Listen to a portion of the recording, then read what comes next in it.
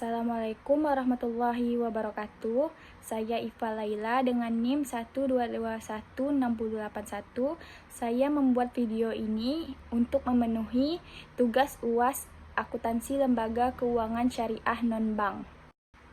Di sini saya akan menjelaskan tentang jurnal yang berjudul Penerapan Akuntansi Syariah Ziswaf berdasarkan PSAK 10009 di Lembaga Keuangan Syariah yang dipublikasikan oleh Jurnal Ekonomi dan Bisnis Islam atau At-Tari'iz.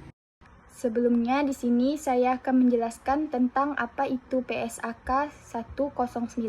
Nah, PSAK 109 ini adalah pernyataan standar akuntansi keuangan yang mengatur tentang akuntansi untuk transaksi zakat, infak, dan sedekah. Nah, standar ini diterapkan oleh Ikatan Akuntansi Indonesia atau IAI dan dirancang untuk memastikan bahwa pelaporan terkait zakat, infak, dan sedekah tersebut dilakukan secara konsisten dan transparan. Nah, kemudian ada lembaga keuangan syariah. Lembaga keuangan syariah itu adalah institusi keuangan yang beroperasi berdasarkan prinsip-prinsip syariah Islam, yang berarti semua akuntansi keuangan, produk, dan layanan mereka itu harus sesuai dengan hukum Islam yang melarang riba atau bunga atau gharar atau ketidakpastian, dan investasi dalam bisnis itu yang haram atau dilarang seperti perjudian dan alkohol. Nah, selanjutnya itu ada hasil penelitian dari jurnal tersebut. Yang pertama itu akuntansi untuk zakat atau IAI 2011, yang dimana yang pertama penerimaan zakat itu diakui pada saat kas atau aset non-kas diterima, diakui atau sebagai penambah dana zakat. Nah, yang kedua itu zakat yang diterima dan amil dapat menerima ujrah atas kegiatan penyaluran pada zakat tersebut. Yang ketiga itu ada penurunan nilai aset zakat, diakui sebagai pertama itu ada pengurangan dana, yang kedua itu ada kerugian dan pengurangan dana amil jika disebabkan oleh kelalaian amil tersebut. Nah, selanjutnya itu yang kedua dari hasil penelitian tersebut ada akuntansi untuk infak atau sedekah.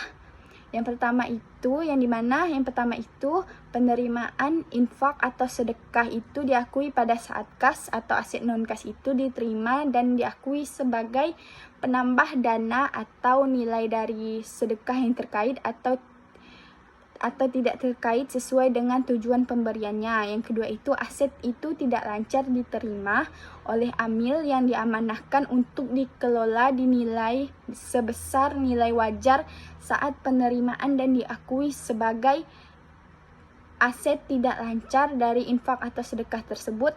Yang ketiga itu ada penurunan nilai atau aset infak sedekah yang diakui sebagai yang pertama ada pengurangan dana infak atau sedekah jika terjadi atau disebabkan oleh kelalaian amil. Yang kedua itu yang mana pengurangan dan kerugian dana amil itu disebabkan oleh kelalaian amil juga.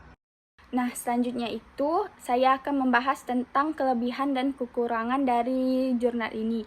Yang pertama itu saya ingin menjabarkan metode penelitian dari jurnal ini adalah menggunakan metode penelitian deskriptif, yang dimana metode ini perlu mencari unsur-unsur atau ciri-ciri dan sifat-sifat dari suatu fenomena.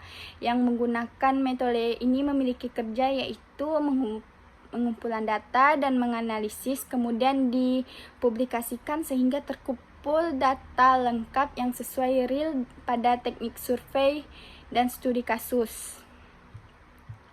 Nah, selanjutnya kelebihan dari jurnal ini adalah penulisan dalam jurnal ini itu mudah dipahami atau dicerna oleh pembaca.